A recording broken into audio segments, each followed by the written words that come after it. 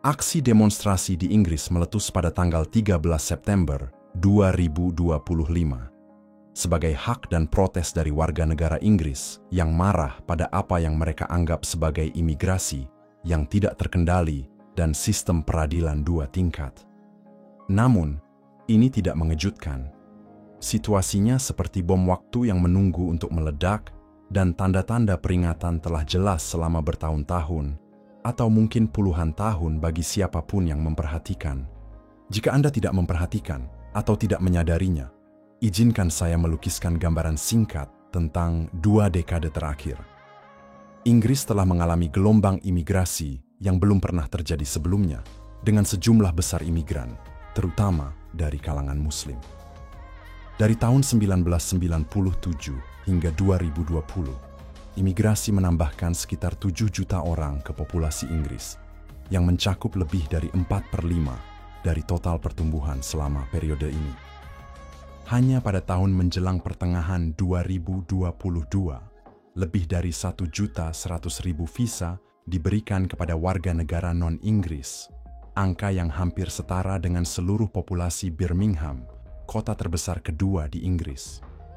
Menurut penelitian antara tahun 2010 dan 2016, 1,6 juta migran tiba di Inggris, di mana 43% diantaranya adalah Muslim.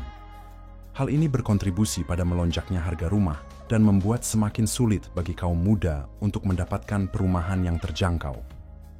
Dampak ekonomi dari imigrasi massal ini juga signifikan. Misalnya, sebuah studi dari University College of London menemukan bahwa imigrasi menghabiskan perbendaharaan Inggris sekitar 1,13 miliar pound sterling per tahun, dengan imigrasi non-Uni Eropa saat ini menjadi segmen yang tumbuh paling cepat dan paling mahal. Sentimen publik mencerminkan frustrasi yang berkembang. Jajak pendapat secara konsisten menunjukkan bahwa sekitar 6 dari 10 orang percaya imigrasi harus dikurangi, dan hampir 80% merasa bahwa pemerintah menangani masalah ini dengan buruk. Meskipun berulang kali berjanji untuk mengendalikan imigrasi, pemerintah gagal memenuhi harapan yang menyebabkan kesenjangan kredibilitas yang signifikan dan meningkatkan kekecewaan publik. Faktanya, 3 tahun setelah Brexit, migrasi bersih ke Inggris mencapai titik tertinggi sepanjang masa, yaitu 66.000 orang. Ironisnya, sebagian besar dari angka ini berasal dari negara-negara non-Uni Eropa. Pada tahun 2022, hanya 11% dari populasi yang percaya bahwa pemerintah mengelola imigrasi secara efektif, tetapi kekhawatiran paling signifikan terletak pada migrasi Muslim dan implikasinya bagi masyarakat Inggris. Ketika insiden Southport mulai menjadi berita, banyak yang berasumsi bahwa ini mungkin terkait dengan terorisme Islam. Kita juga menyaksikan insiden yang lebih buruk di Inggris, mulai dari pemboman London pada 7 Juli hingga serangan di Jembatan London. Semuanya dilakukan oleh pengikut satu agama. Apakah kesimpulan tersebut terlalu ekstrim, mengingat banyak yang berpendapat bahwa populasi Muslim di Inggris belum terintegrasi? Hal ini menimbulkan kekhawatiran tentang pengaruh budaya, politik, dan sosial yang lebih luas yang diberikan oleh Islam di Inggris. Mantan Menteri Dalam Negeri Suella Braverman menyatakan bahwa kaum Islamis, ekstremis, dan antisemit adalah pihak yang bertanggung jawab. Dia terus menegaskan bahwa mereka telah menindas lembaga-lembaga partai buruh serta seluruh negara untuk tunduk pada pengaruh mereka, tetapi mereka belum dapat menindasnya. Ini bukan hanya retorika politik. Insiden tragis yang melibatkan Sir David Ames pada tahun 2021 dilakukan oleh seorang Muslim yang secara terbuka menyatakan tindakannya atas nama agamanya sebagai pengingat yang jelas tentang pengaruh yang berkembang ini. Sayangnya, ini bukan insiden yang terisolasi. Anggota parlemen seperti Stephen Timms dan Mike Freer juga menghadapi serangan kekerasan yang dimotivasi oleh ekstremisme Islam. Ketakutan lainnya adalah setelah debat tentang Gaza, seorang anggota parlemen mengaku mempertimbangkan keselamatan fisiknya sendiri sebelum memutuskan bagaimana ia akan memberikan suara. Ini adalah indikasi yang jelas bahwa Islam memengaruhi politik Inggris, bukan melalui cara damai, tetapi melalui rasa takut dan intimidasi. Mari kita lihat angka-angka pada sensus terakhir tahun 2021. Terdapat 3,9 juta Muslim di Inggris, yang merupakan 6,5% dari populasi. Pertumbuhan pesat ini sebagian besar disebabkan oleh imigrasi, tetapi populasi Muslim meningkat sebesar 44% dari tahun 2011 hingga 2021. Penelitian murni memperkirakan bahwa pada tahun 2050, hampir 20% dari populasi Inggris akan menjadi Muslim, sehingga 1 dari 5 orang Inggris pada dasarnya akan beragama Islam. Pada tahun 2015, 8,1% dari semua anak sekolah di Inggris sudah menjadi Muslim, dan nama Muhammad telah menjadi nama bayi laki-laki teratas selama 6 tahun berturut-turut. Jadi, apa artinya ini untuk integrasi? Menurut survei pertukaran kebijakan, 43% Muslim Inggris mendukung pengenalan hukum syariah. Bahkan lebih memprihatinkan, 16% sangat mendukungnya. Di kalangan Muslim yang lebih muda, 35% dari mereka yang berusia 18 hingga 24 tahun mengungkapkan dukungan untuk aspek-aspek syariah, sementara hampir setengah dari Muslim yang berusia di atas 55 tahun mendukung beberapa ketentuan syariah. Tidak berhenti di situ. 53% Muslim Inggris lebih suka menyekolahkan anak-anak mereka di sekolah dengan nilai-nilai Muslim yang kuat. Dan 44% percaya bahwa sekolah harus menegakkan pemakaian jilbab atau nagab dalam seragam. Yang lebih mengejutkan adalah bahwa lebih dari setengah Muslim Inggris mengatakan mereka ingin berintegrasi penuh ke dalam masyarakat Inggris, sementara 37% lebih menyukai integrasi parsial yang mempertahankan pemisahan di bidang-bidang seperti sekolah dan hukum. Minoritas yang kecil tetapi memprihatinkan, yaitu 7%, menyatakan keinginan untuk kehidupan Islam yang terpisah, dengan 1% menginginkan wilayah Islam yang sepenuhnya terpisah yang diatur oleh hukum syariah. Statistik ini menunjukkan bahwa sebagian besar penduduk Muslim Inggris menciptakan masyarakat paralel daripada berintegrasi ke dalam budaya Inggris yang lebih luas. Ketika kita menyelami lebih dalam, kekhawatiran itu tumbuh. Survei dari Institute of Commercial Management London menemukan bahwa 7% Muslim Inggris mendukung tujuan menciptakan negara Islam, dan 3% bahkan mendukung metode kekerasan yang digunakan oleh kelompok-kelompok untuk mendirikan kekhalifahan. Meskipun persentase ini mungkin tampak kecil, mereka menerjemahkan ke dalam puluhan ribu individu dalam populasi Muslim yang hampir berjumlah 4 juta orang. Kurangnya integrasi dan munculnya pandangan radikal ini memiliki konsekuensi dunia nyata. Tinjauan Casey menyoroti meningkatnya konsentrasi Muslim di daerah perkotaan yang mengarah ke komunitas yang terpisah, di mana banyak Muslim memiliki sedikit interaksi dengan orang-orang dari latar belakang lain. Di beberapa daerah, seperti Bradford, Luton, dan Birmingham, populasi Muslim melebihi 30%, mendorong lingkungan di mana ideologi ekstremis dapat berakar. Kemudian, ada pengaruh budaya dari ketersediaan daging halal yang tersebar luas, yang sering dijual tanpa label, hingga semakin terlihatnya Hari Raya Islam. Islam menjadi kekuatan budaya yang signifikan di Inggris. Buku Among the Moss, karya Ed Hussein, menggambarkan daerah-daerah di Inggris yang secara efektif telah menjadi zona larangan bagi non-Muslim, di mana fundamentalisme Islam menjadi norma dan multikulturalisme telah gagal. Namun, ini bukan hanya tentang budaya, ini juga tentang pendidikan. Dewan Ujian telah menjadwalkan ulang ujian untuk menghindari bentrok dengan Ramadan, dan sekolah-sekolah Islam telah ditemukan mengandung materi ekstremis.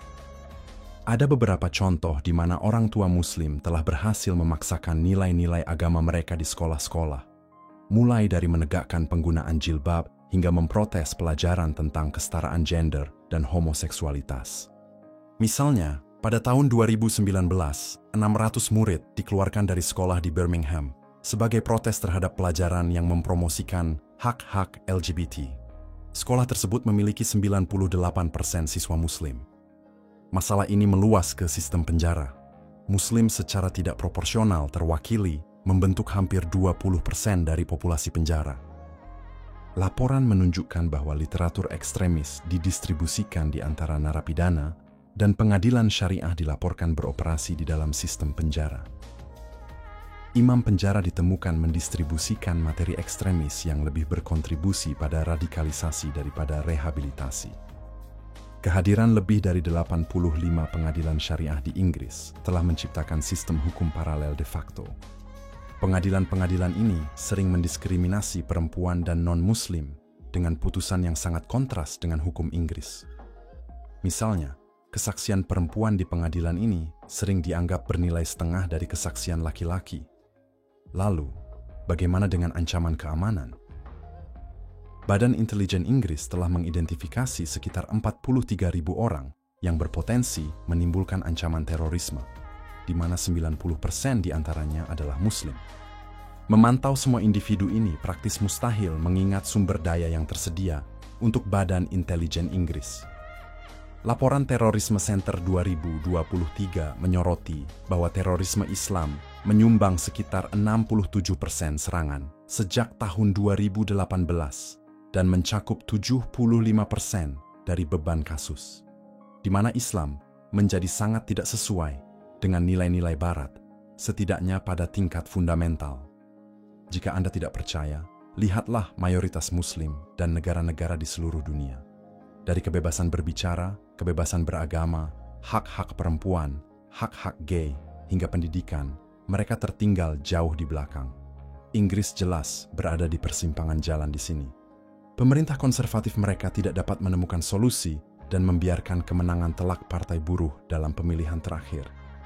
Apa artinya ini adalah aliansi yang hampir pasti antara kaum Islamis dan kiri, sebuah fenomena yang telah terlihat kembali ke revolusi Iran. Sekarang, Anda ditinggalkan dengan pemerintah yang memberikan hukuman penjara yang lebih keras untuk membuat meme online dibandingkan dengan kejahatan. Ini akan menjadi lebih buruk. Muslim memperkenalkan politik sektarian ke Inggris, mirip dengan yang terlihat di negara-negara gagal seperti Lebanon. Faktanya, ini cukup berhasil. Kelompok tersebut mensponsori 5 kandidat independen yang terpilih dengan suara yang jauh lebih sedikit daripada yang diharapkan.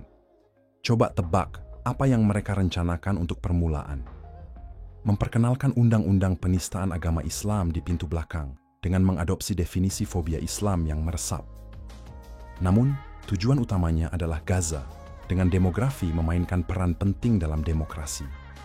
Tampaknya Muslim sekarang benar-benar memiliki suara serius dalam bagaimana kebijakan luar negeri Inggris akan dilakukan, terutama terkait dengan Israel dan Palestina. Tetapi apa selanjutnya? Terutama pada tahun 2050, ketika 1 dari 5 orang Inggris adalah Muslim. Akankah ada kebebasan beragama yang serupa dengan saat ini? Apalagi yang boleh Anda katakan? Ini bukan hanya tentang ucapan, ini juga tentang tatanan masyarakat Inggris. Nilai-nilai yang telah mendefinisikan bangsa selama berabad-abad. Ketika pengaruh kelompok tertentu tumbuh dalam sistem demokrasi, nilai-nilai mereka pasti akan membentuk arah negara. Jika kritik terhadap Islam menjadi tidak dapat dibedakan secara hukum dari ujaran kebencian, di mana kita dapat menarik garis? Kita telah melihat seberapa efektif suara Muslim dalam pemilihan terakhir. Jadi apa yang terjadi ketika pengaruh ini meluas, melampaui kebijakan luar negeri, dan mulai membentuk kembali hukum dalam negeri? Akankah kita melihat lebih banyak sekolah memberlakukan aturan berpakaian agama? Lebih banyak tekanan untuk mengakomodasi praktik yang terinspirasi syariah? Dan dorongan yang lebih besar untuk undang-undang yang mencerminkan nilai-nilai Islam. Pada tahun 2050, ketika hampir 20% populasi adalah Muslim, Inggris pasti akan terlihat sangat berbeda. Bahkan mungkin akan sama seperti yang terjadi di Iran saat ini. Bagaimana dengan hak-hak perempuan dan keselamatan mereka? Di seluruh Eropa, ini telah menjadi masalah besar yang tidak mungkin diabaikan. Sekarang, kita sudah melihat tanda-tanda yang meresahkan di Inggris. Kejahatan RM telah ditutup-tutupi selama bertahun-tahun karena kebenaran politik. Hari ini, 60% pria di penjara yang dihukum di Inggris adalah Muslim. Ini adalah statistik yang mengejutkan, terutama mengingat bahwa Muslim hanya berjumlah 6,5% dari populasi. Banyak orang khawatir bahwa Inggris secara bertahap dapat mulai menjadi negara di mana doktrin agama mulai memengaruhi pembuatan undang-undang, dan di mana kebebasan yang telah dianggap remeh mulai terkikis. Ini bukan hanya teoretis, kita sudah melihat tanda-tanda pergeseran. Lihatlah pengaruh organisasi Islam terhadap politik lokal, lembaga pendidikan, dan wacana publik. NPS takut untuk berbicara dalam kebijakan luar negeri karena khawatir akan kekerasan terhadap mereka. Tekanan untuk menyesuaikan diri dengan standar agama tertentu semakin meningkat. Dan ini terjadi dengan cara yang halus, seringkali tidak biasa. Jadi pertanyaannya adalah, di mana ini berakhir? Pada titik mana Inggris berhenti menjadi Inggris seperti yang kita kenal? Seberapa besar Anda bersedia berkompromi atas nama toleransi dan multikulturalisme?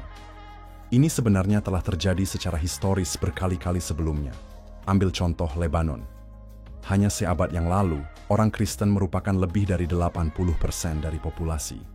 Saat ini, jumlahnya kurang dari 40%, dan negara itu sangat terpecah belah di sepanjang garis sektarian, yang menyebabkan ketidakstabilan politik dan kebangkitan kelompok-kelompok seperti Hizbullah. Atau lihatlah Turki, yang pernah menjadi jantung Kekaisaran Bizantium Kristen. Setelah jatuhnya Konstantinopel pada tahun 1453, wilayah tersebut secara bertahap menjadi Islam. Saat ini, kurang dari 0,2% populasi Turki beragama Kristen, sebuah transformasi dramatis dari lanskap keagamaan bangsa tersebut. Jika presiden historis ini mengajarkan kita sesuatu, adalah bahwa Inggris berada di titik kritis. Banyak yang tidak sepenuhnya yakin apakah politisi arus utama Inggris menyadari masalah ini. Kaum Tory tidak tampak memiliki masalah, sementara partai buruh sepertinya tidak menyadarinya. Banyak pendukung mereka bahkan tidak memahami apa itu nilai-nilai Inggris. Beberapa dari mereka tidak percaya bahwa ada yang namanya budaya atau warisan Inggris, sementara yang lain sangat malu dengan masa lalu kolonial mereka, sehingga bagi mereka ini terasa seperti memperbaiki keadaan. Kejatuhan Roma juga tidak terjadi dalam semalam, itu adalah proses bertahap. Salah satu faktor kunci adalah masuknya orang-orang yang tidak berbagi nilai-nilai dan budaya yang membuat kekaisaran itu kuat. Kekaisaran mulai sangat bergantung pada tentara bayaran asing, orang-orang yang memiliki sedikit kesetiaan kepada Roma, dan yang seringkali memegang keyakinan serta nilai-nilai yang berbeda. Seiring waktu, hal ini berkontribusi pada keruntuhan tersebut. Perbedaan budaya dan masyarakat ini mengikis persatuan kekaisaran, menyebabkan perselisihan internal yang melemahkan pertahanan dan akhirnya mengarah pada keruntuhan. Inggris perlu mengintegrasikan komunitas-komunitas ini dengan lebih baik. Mereka juga perlu membatasi jumlah orang yang mereka terima, terutama yang tidak memiliki nilai-nilai yang sama. Tantangan yang dihadapi Inggris saat ini tidak dapat disangkal, tetapi bukan berarti tidak dapat diatasi. Sejarah telah menunjukkan bahwa negara-negara besar bangkit dan jatuh, tetapi yang menentukan nasib mereka adalah kekuatan keyakinan mereka dan keberanian untuk mempertahankan nilai-nilai mereka. Ingatlah bahwa ini adalah negara yang sama yang berdiri sendiri melawan kegelapan tirani dalam Perang Dunia Kedua. Ketika semuanya tampak hilang, itu adalah ketahanan dan semangat pantang menyerah dari orang-orang Inggris yang membalikkan keadaan di salah satu jam tergelap dalam sejarah manusia. Semangat yang sama tetap hidup hingga saat ini. Inggris memiliki sejarah ketahanan yang membanggakan. Inovasi dan kepemimpinan adalah prinsip-prinsip yang membangun bangsa. Kebebasan, demokrasi, dan kesetaraan adalah nilai-nilai yang dapat membimbingnya melalui tantangan saat ini. Namun, perlu diingat bahwa nilai-nilai ini harus dijunjung tinggi dan dilindungi oleh setiap generasi. Pertanyaannya adalah, apakah Anda akan memilih untuk menjunjung tinggi cita-cita yang telah menjadikan bangsa ini hebat? Atau akankah Anda membiarkannya terkikis atas nama toleransi yang melupakan batasannya sendiri? Jalan ke depan membutuhkan kebijaksanaan, keberanian, dan komitmen untuk mengatakan kebenaran. Itu berarti membela apa yang benar, bahkan ketika itu sulit, dan memastikan bahwa kebebasan yang Anda hargai dipertahankan untuk semua yang menyebut Inggris sebagai rumah.